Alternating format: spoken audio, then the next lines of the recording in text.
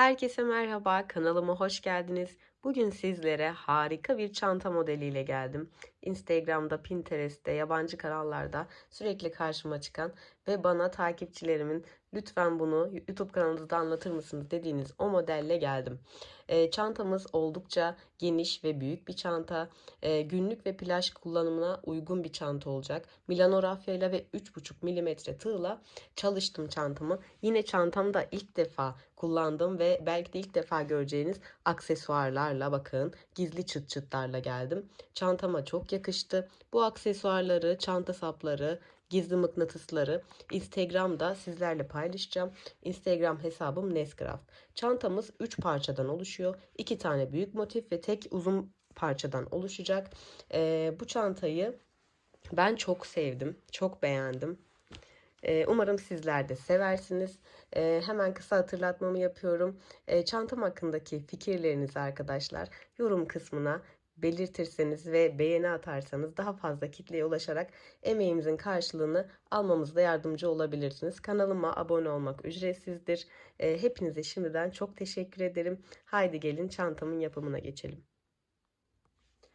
Hemen çantamın motif yapımına geçiyoruz. Oldukça kolay. Herkesin yapabileceği bir model. Hemen şöyle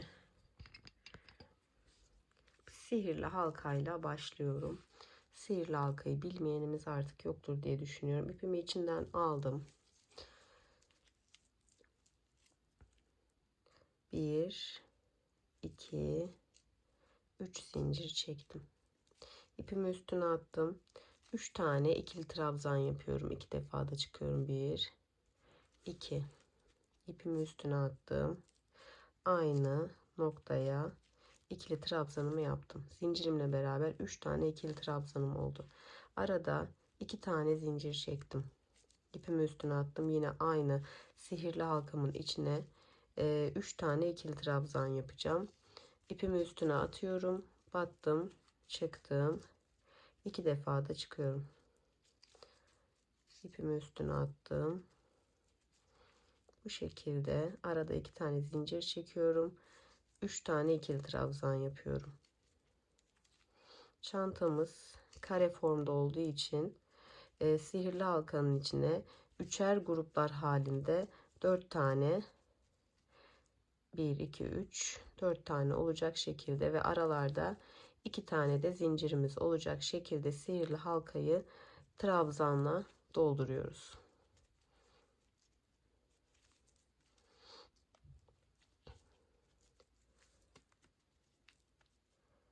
Bu şekilde 1 2 3 4 tane ikili trabzan grubum oldu. Hemen sihirli halkamı bu şekilde kapatamadım, şurayı çok sıkmışım. Kapatıyorum.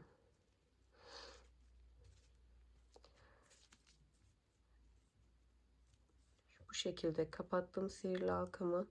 Hemen bir zincir çekiyorum. Sihirli halkamı kapattım. Bir tane zincir çektim. Burayı kapatmak için başlangıçta 3 zincir çekmiştim. 3 zincir çektiğimin sonuncu üçüncüsüne bu şekilde girdim. İpimi aldım ve çıktım. Tekrar ipimi üst tığıma attım ve bir tane sık iğne yaptım. Bütün sıra sonlarında bunu yapacağız. 1 2 3 zincirle yukarıya çıktım, ipimi üstüne attım. Şimdi bir sık iğne yaptığım noktaya, bu zincirlik noktaya tekrar bir tane ikili trabzan yapacağım. Boşluğa girdim, fark ettiyseniz. Daha sonra ipimi üstüne attım. Sık iğne yaptığım 3. zincirimin olduğu delik vardı ya. Yani 3. zincirimin olduğu. Buraya tekrar bir tane ikili trabzan yapıyorum. Bunu yaptıkça daha iyi kavrayacaksınız. İpimi üstüne attım. Burada ilk trabzanımın tepesine, buraya atlamayın. Burada 2 defa battığım için burası biraz sıkıştı. Burayı atlamıyoruz. İkili trabzan yaptım. Şimdi aşağıda yaptığım 3 tane ikili trabzanımız vardı. Onların tepelerine de batıyoruz.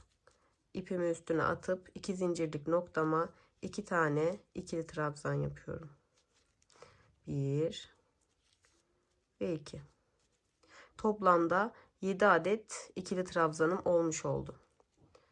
2 tane zincir çektim. Köşelerde 2 tane zincir çekiyoruz. Yine 2 zincirlik noktama 2 tane ikili trabzan yapıyorum. 1, aynı yere bir daha 2.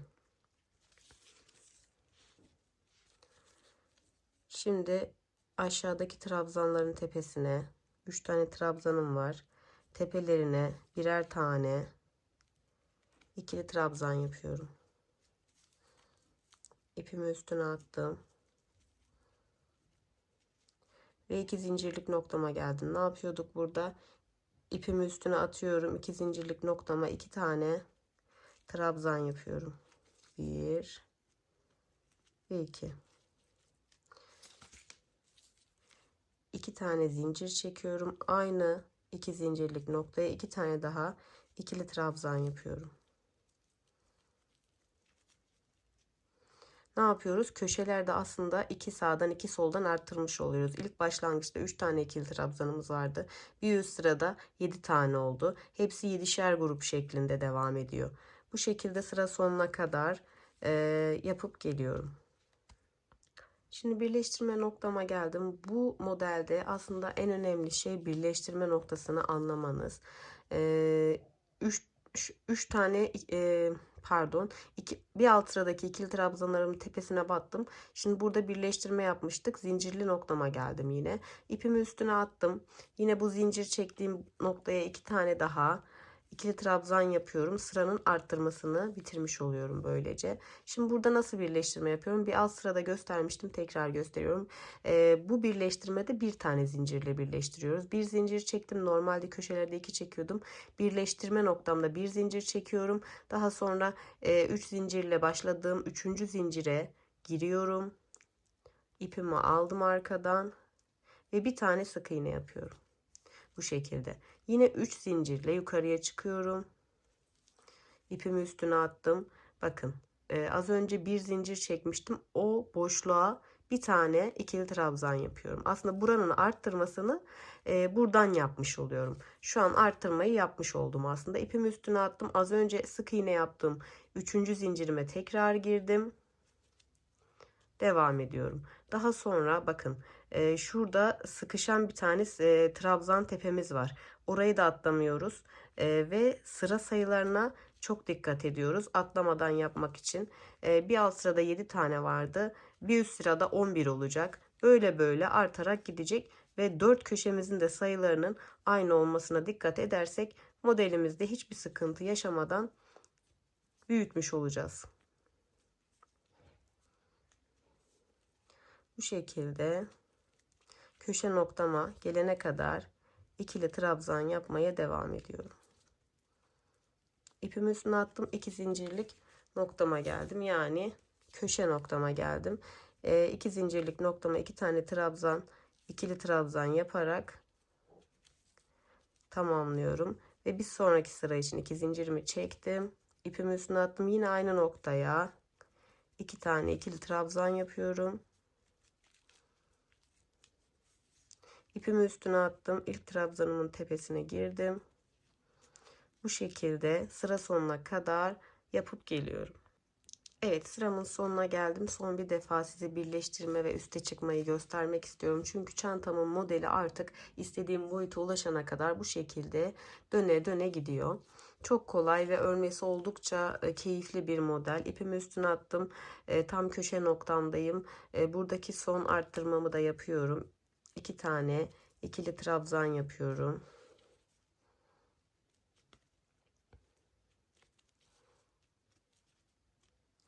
İki tane ikili trabzan yaptım. Şimdi birleştirme noktama geçiyorum.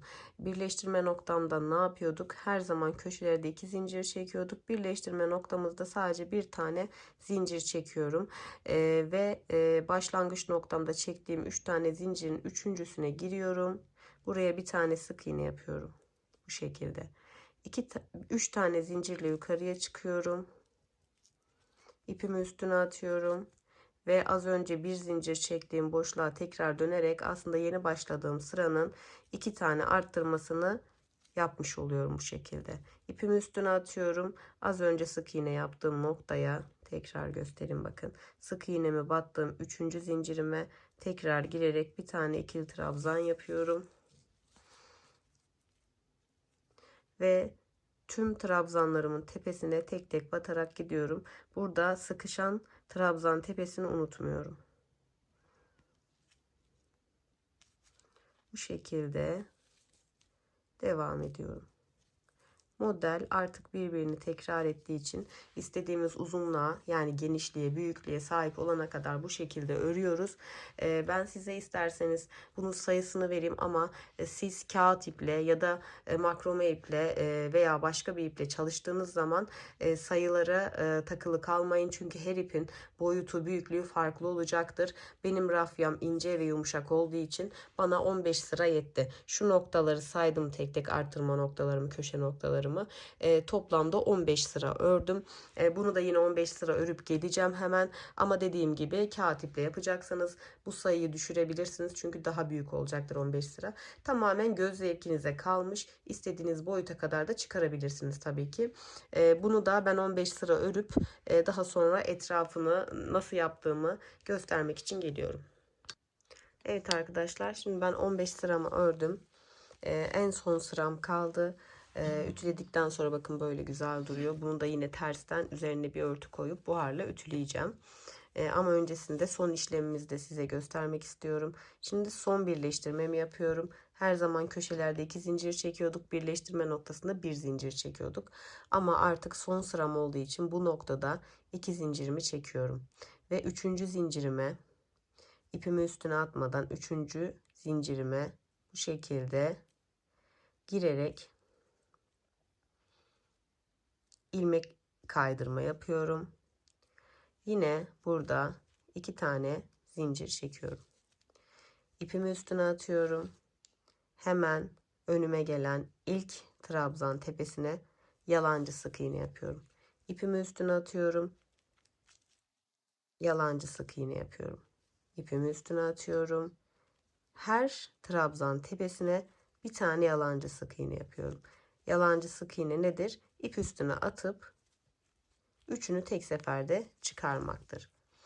Bu şekilde çantamızın her köşesine dolanarak gidiyoruz. Şimdi ben bu 2 zincirlik noktaya kadar yapıp geliyorum. Evet, köşe noktama geliyorum şimdi. Köşe noktamdaki ayrıntıları da sizlere gösterdikten sonra artık parçamızı bitireceğiz. Yalancı sık iğnemi yapmaya devam ediyorum. Şimdi 2 zincirlik noktama geldim. Bu noktaya toplanmaması adına, bakın dümdüz durması adına, böyle alta katlanmaması adına ben bu noktaya normalde 2 tane batmam gerekirdi ama toplanmasın diye 4 tane yalancı sık iğne yapacağım. 1 battım 2 zincirlik noktama, 2 3 ve 4 tane yalancı sık iğne yaptım. İpimi üstüne attım. İlk gelen trabzan tepeme battım ve yalancı sık iğne yapmaya devam ediyorum. Bu son sıramdaki püf noktam bu arkadaşlar. Çantamın motifinin etrafına komple yalancı sık iğne yapıyorum. Sadece köşelerdeki 2 zincirlik noktalarıma da 4'er tane yalancı sık iğne batarak sıra sonuna kadar yapıp geliyorum. Sonra çantamızın son parçası olan şerit kısmına geçiyoruz. Evet arkadaşlar, şimdi ben etrafını da gittim çantamın yalancı sık iğne tekniğiyle. Şimdi sizlere sonuncuyu birlikte yapalım istiyorum bu şekilde. 2 zincirlik noktamda ne yapıyordum? 4 tane yalancı sık iğne yapıyordum. 2 3 ve 4. Artık burada ipimi bu şekilde çıkarıyorum. Bakın. Daha sonra iğnemin yardımıyla birleştirmemi düzgün bir şekilde yapacağım. Şimdi burada sonuncudan 3 zincir çektiğim noktaya değil, 3 zincir pardon 2 zincir çektiğim noktaya değil, ilk yaptığım yalancı sık iğnenin tepe noktasına girdim bu şekilde. Yeni bir ilmek oluşturacağım burada.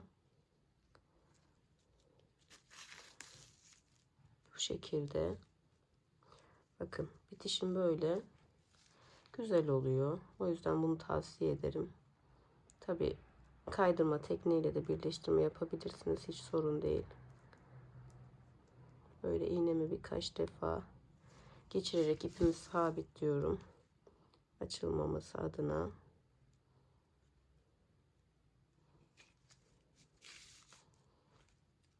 Hemen size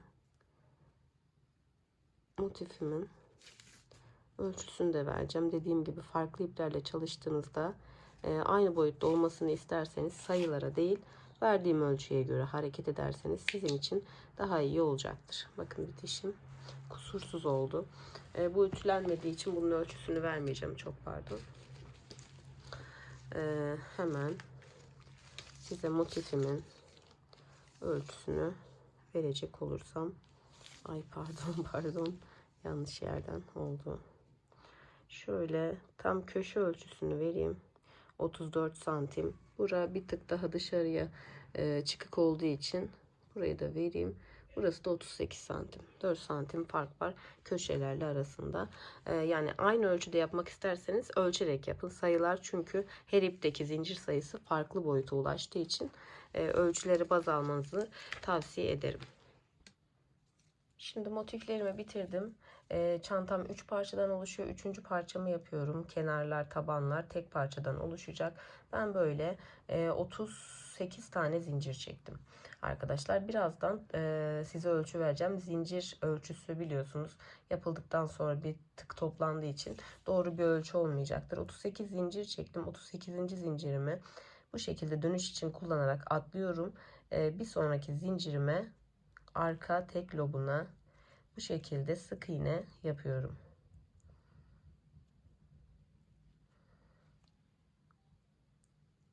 Böyle sıra sonuna kadar sık iğne yaparak gidiyoruz. Şimdi size dediğim gibi ölçüsünü de vereceğim ama model sık iğne yaptıktan sonra kendini çekecektir. O yüzden sıra sonuna kadar sık iğne yapıp geliyorum. Sıramın sonuna geldim. Sonuncu sık iğnemin tek lobuna da bu şekilde batarak hemen sizlere ölçü verip daha sonra modelime geçeceğim. Dediğim gibi zincir sayılarına takılı kalmayın. Eğer kağıt iple çalışıyorsanız 38 zinciriniz bu boyuttan daha büyük olacaktır. O yüzden ölçerek yapmanızı tavsiye ederim. Tabi çantanızın daha büyük, kenar kısmının daha geniş olmasını isterseniz bu da size kalmış bir seçenektir. İstediğiniz ölçüde çalışabilirsiniz. Şöyle tam ölçü verecek olursam tam 22 santim arkadaşlar. Benim kenar körüklerim ve tabanım dahil. Tam 22 santim.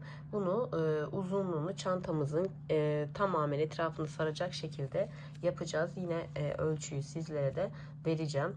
Hemen 2 zincir çekiyorum ve dönüyorum.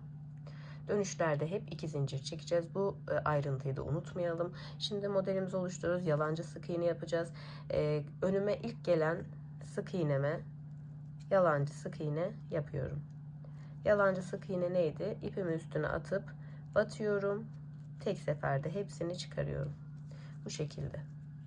İpimi üstüne attım. Bir sonraki sık iğneye battım.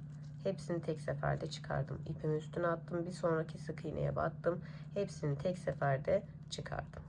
Bu şekilde sıra sonuna kadar yalancı sık iğne yapıp geliyorum. Şimdi sıramın sonuna geldim. Sonuncu sık iğneme de aynı şekilde yalancı sık iğnemi yaptım. Dönüşlerde her zaman 2 zincir çekmeyi unutmayın. Yoksa çantamızın kenar kısmında arttırma, eksilme olabilir. İpimi üstüne attım. Önüme ilk gelen sık iğneme battım. Bu şekilde yalancı sık iğnemi yaptım. İpimi üstüne attım. Yine aynı şekilde yalancı sık iğnemi yapıyorum. Yine kolay bir model. Yormadan biteceğini düşünüyorum. Ve çantamıza da çok yakışıyor. Bu şekilde sıra sonuna kadar gidip geliyorum. Şimdi sıramın sonuna geldim. Burada batacağımız yer bu iki tane çektiğimiz zincir değil. Bakın burada bir tane sık iğne tepesi var. Yalancı sık iğne tepesi var. Buna dikkat edin. Buraya batarak bitiriyoruz. Bu şekilde yalancı sık iğnemi de yaptım. Yani o çektiğimiz iki zincire dokunmuyoruz arkadaşlar. Bu şekilde. Tekrardan iki tane zincirimi çekiyorum ve dönüyorum. İpimi üstüne attım. İlk gelen sık iğneme aynı şekilde batarak yalancı sık iğnemi yapmaya devam edeceğim. Sıra sonuna kadar.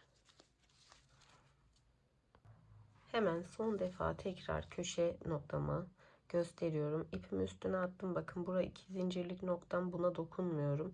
Hemen ilk yaptığım yalancı sık iğnenin tepe noktası. Bakın burada birazcık büzüştüğü için zor görünebilir. Buradan giriyorum ve buna da batarak sonuncu yalancı sık iğnemi yaparak sıramı tamamlıyorum. Buraya mutlaka batmayı unutmayın. Hemen iki zincir çekiyorum. Tekrar dönüyorum. İpimi üstüne attım. İlk gelen sık iğneme battım bu şekilde ve artık modelim istediğim uzunluğa gelene kadar yapmaya devam edeceğim. Tamamen bittikten sonra sizlere ölçüsünü, nasıl ölçü aldığımı, tüm detayları göstereceğim. Şimdi bunu örmeye devam edip geliyorum. Evet arkadaşlar, şimdi ben istediğim boyuta ulaşana kadar örmeye devam ettim. Şöyle ölçümü kabataslak bir almaya çalışacağım bu şekilde. Sonra üç etrafında bu şekilde bakın tam oldu. Onun dışında ölçü verecek olursam yine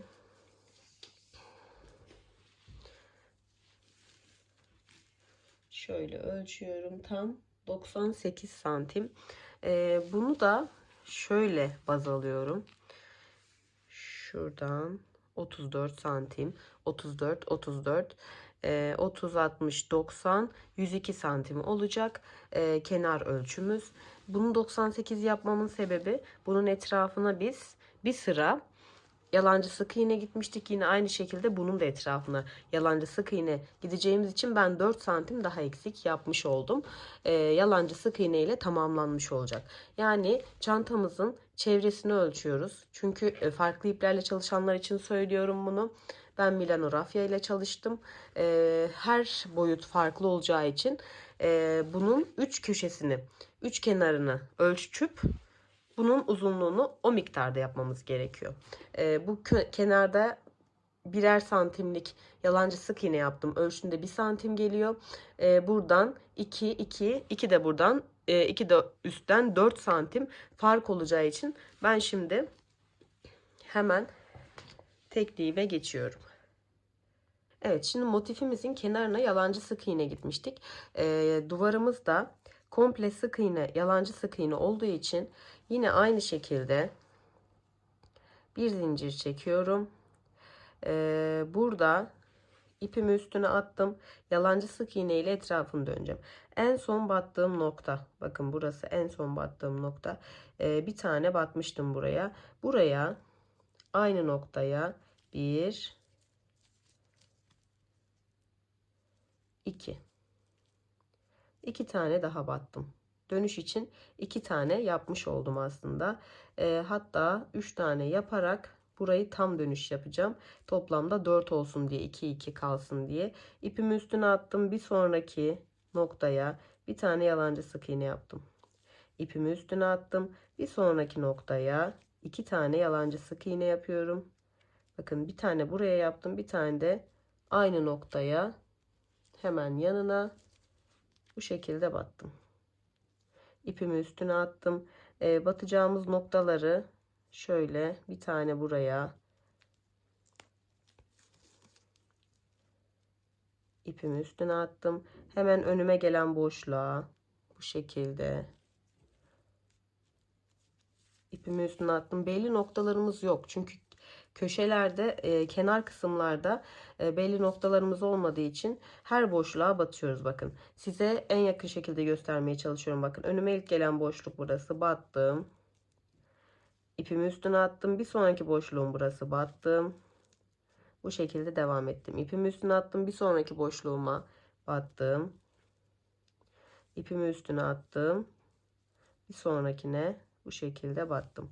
Tekrar bakın, ilk gelen boşluk burası.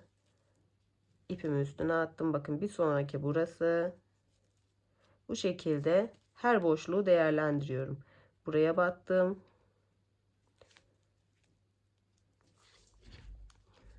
Bir sonraki şurası. Bu şekilde sıra sonuna kadar yapıyorum. Sıra sonuna kadar yaptıktan sonra şu köşeye geldim.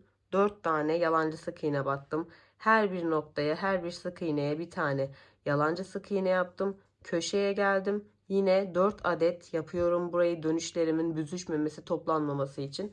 Yine aynı şekilde bu tarafı da devam ediyorum. Etrafını komple yalancı sık iğne ile tamamlayıp geliyorum. Evet, ben şimdi tüm etrafını yalancı sık iğne tekniğiyle gittim. Şimdi ilk başladığım noktaya geldim. İlk başladığım noktada ne yapıyorum? İpimi üstüne atıyorum.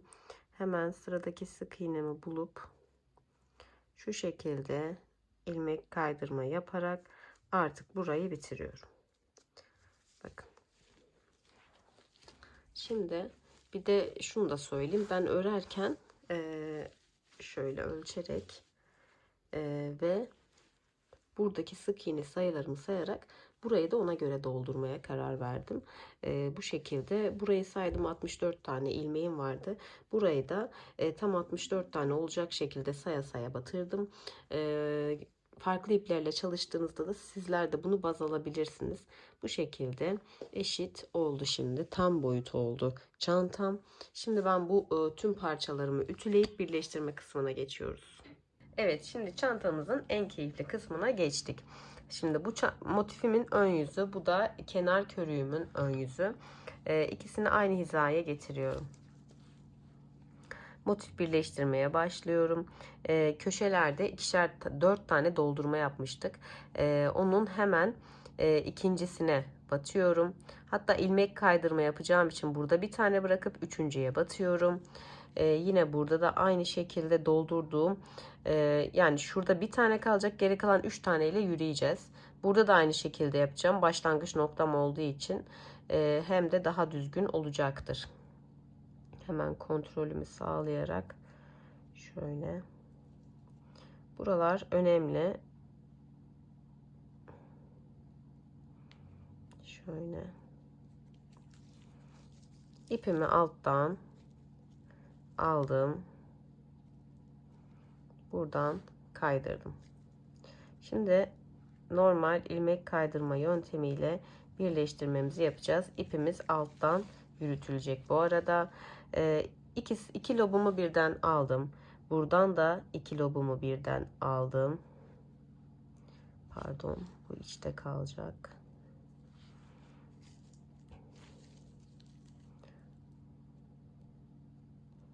Bu şekilde birleştirmemi yaptım. Yine bir sonraki ilmeğime girdim. Buradan da aynı şekilde ilmeğimi kaydırdım. Sırasıyla tek tek batarak ilmek kaydırma yapıyoruz. Şöyle kameramın açısını biraz daha yaklaştıracağım. Daha rahat gösterebilmek için sizlere. Altta kalan iplerimi de birlikte yürütmeye çalışacağım. Şöyle şuradan alıp hemen aldım sık iğnemi. Diğer taraftan da aldım. İpimi çıkarıp ilmeğimi kaydırdım. Bakın bu şekilde.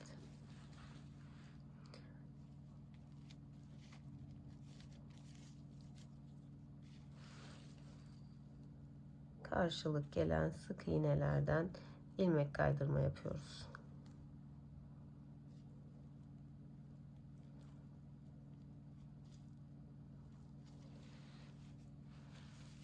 Şu ipleri yürütmeyeceğim. Bu şekilde sıra sıra ilmek kaydırarak çantamızın 3 kenarını da birleştireceğiz. Ay, parçalarım çok büyük olduğu için bayağı büyük bir çanta olacak. ekrana sığdıramıyorum. Hareketimde kısıtlama oluyor. Böyle buradan aldım. Buradan içeriye aldım. Bakın dıştan içe girdim. Aynı şekilde diğer karşısından da dıştan içe girdim. Bu şekilde ipimi yakalayıp ilmeğimi kaydırdım. Yine bir sonrakine aynı işlemi yapıyoruz. Şimdi bakın bu işaretlediğim yerlere kadar denk gelecek zaten. 3 kısmını da 3 kenarını da birleştirip diğer parçaya geçişte tekrar sizlere göstereceğim. Şimdi bakın birleştirmemiz bu şekilde oluyor. Ben çok beğendim. Çok güzel oldu. Normalde tek lobunu alıyordum. Şimdi tam köşe noktama geldim bakın.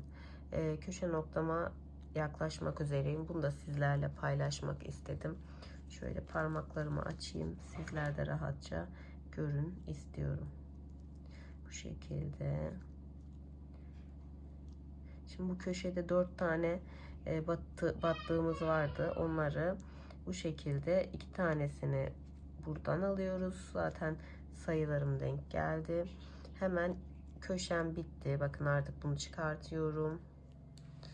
Şimdi dönerken hiçbir şey yapmıyoruz. Farklı hiçbir şey yapmıyoruz. Yine aynı şekilde devam ediyoruz. Ben sadece sayılarım denk gelsin diye belirleyici takmıştım. Bakın hiçbir sıkıntı yaşamadım. Bu şekilde yine öbür köşeye kadar gidip farklı hiçbir şey yapmadan sadece 2 lobunu birden alarak alttan ipi kaydırıyoruz. İlmek kaydırma yapıyoruz. Bu şekilde çantamızın tüm etrafını ilmek kaydırmayla birleştiriyoruz. Daha sonra çantamızın sap yapımına geçeceğiz. Ben hazır sap kullanmayı düşünüyorum. İsterseniz kendiniz de yapabilirsiniz tabii ki. Burayı bitirdikten sonra detayları konuşalım.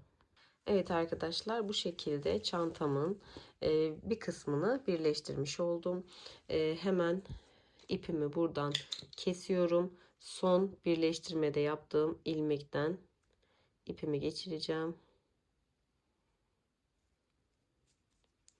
Şu şekilde içinden geçirip sıkıştıracağım burayı ve bunu arkaya iğne yardımıyla gizleyeceğim. Şimdi hemen diğer kısma. Evet, şimdi buradaki önemli ayrıntı şu arkadaşlar. Şimdi diğer tarafta birleştirirken şu birleştirme kısmının öne gelmesi için ben yine birleştirmemi yani ilmeğimi ön yüze gelsin diye bu yönden birleştireceğim. Sakın bu yönden yapmayın. Ya ben solağım. Siz kendi yönünüze göre tabii yapın ama birleştirme kısmınız ön tarafta dursun. Daha güzel olacaktır.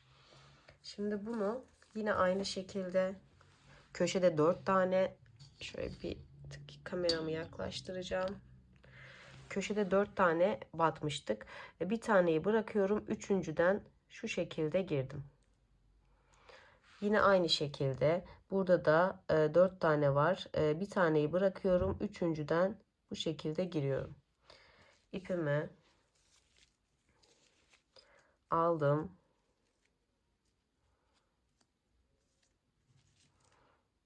Öne getiriyorum.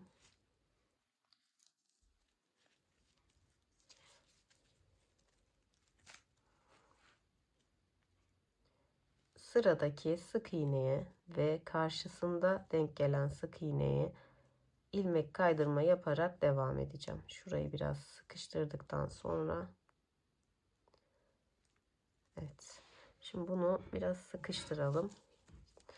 Aynı şekilde diğer tarafta yaptığımızın aynısını yapıyoruz. Karşılıklı denk gelen ilmeklerimize ilmek kaydırma yapıyoruz. Anlatmak istediğim şey buydu. Şimdi ipimi aldım, öne geldim. İlmek kaydırma yapacağım yüzün çantamın ön kısmına bakması gerekiyor. Sadece dikkat etmemiz gereken bu. Buradan başlasaydım, diğer uçtan başlasaydım bu ilmek kaydırmam çantamın yan tarafında kalacaktı. Ön tarafta kalınca daha güzel bir görüntü oluyor. Solak olduğum için kafanızı karıştırmak istemiyorum. Sadece ilmek kaydırma yaptığınız kısım ön tarafa baksın. Tek dikkat etmeniz gereken nokta bu. Daha şık bir görüntü olması için. Bu şekilde yine diğer tarafı birleştirdiğim gibi çantamın üç kenarını da birleştirerek bitirip geliyorum. Şu anda çantamla aşk yaşıyorum resmen. Yani aşık oldum diyebilirim. O kadar güzel ve büyük oldu ki, yani tam istediğim boyutta oldu. Şöyle size de göstereyim. Şimdi çantamın ağız kısmını ben böyle bırakmam, biliyorsunuz. Ve yine Milano rafyaya en çok yakışan modeli yapacağım. Yine ters sık iğne diye geçen bu modeli yapmayı düşünüyorum. Şimdi ben bir tane şuraya batarak burada bir tane bir zincirlik bölüm oluşturdum. Geriye gidiyorum. Ters sık iğne. Normalde bu tarafa gitmem gerekirken geriye gidiyorum. Bu şekilde her sık iğneye bir tane sık iğne yapıyorum ama terse giderek yapıyorum. Bunu da çantamın bütün ağız kısmına yapacağım. Böyle bir model olacak. Eğer şunu da belirteyim.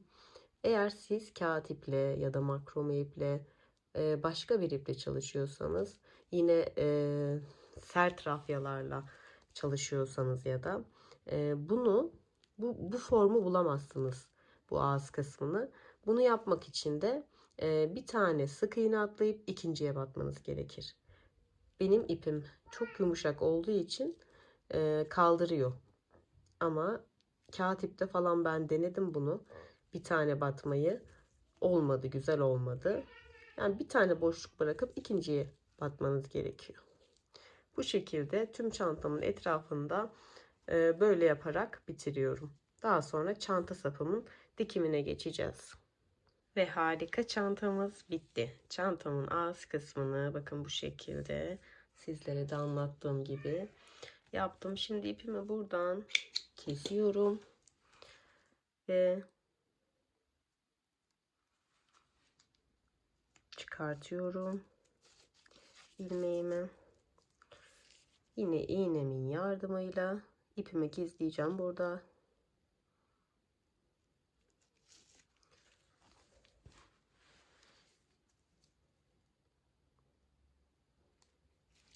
Şöyle.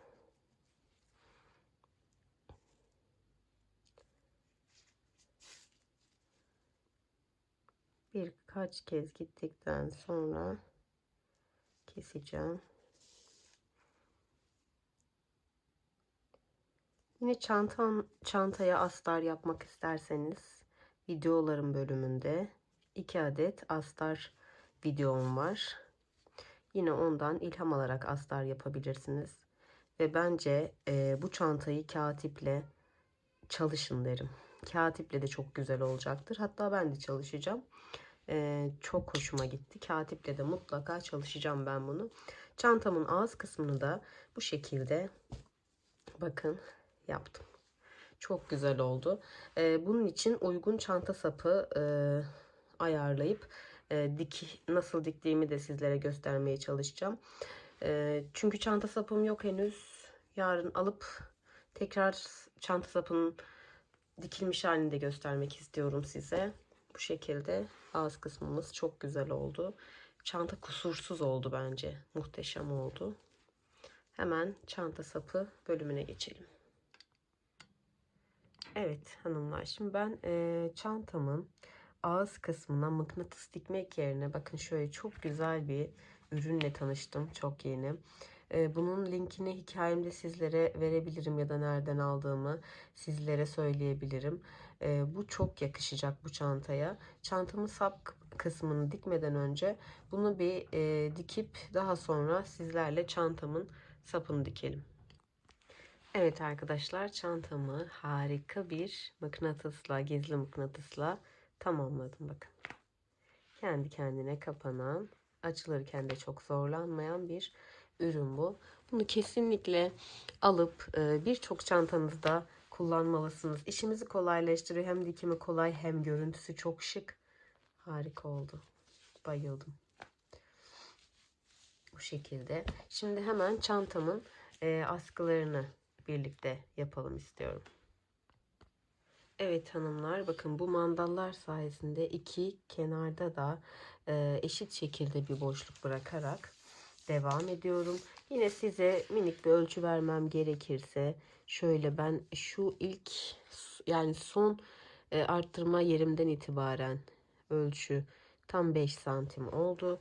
Her iki taraftan da tam 5 santim oldu.